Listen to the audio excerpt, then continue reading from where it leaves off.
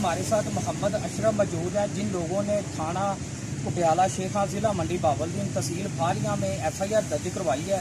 और इनसे पूछते हैं कि जो आपने FIR दर्ज करवाई है, क्या जो मकामी पुलिस है उसने आपके साथ इंसाफ किया या नहीं?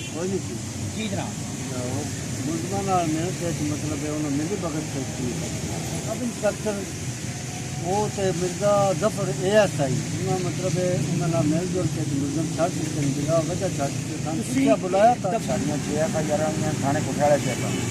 अच्छा जनाब SP साहब को काफ़ी दफ़ा गए थाने कुठियाले भी गए जवाब सब इंस्पेक्टर वो साढ़े बंदे फाड़ के कोई छड़ दिते नहीं, अजे तक कोई कार्रवाई नहीं किसी किस्म की।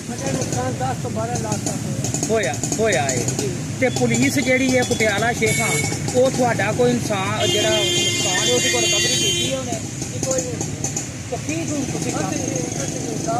तुसीं चाहते जे कि जिहड़ा तुहाडा नुकसान होया है ਉਹਦਾ ਕੋਈ सद्देबाब नहीं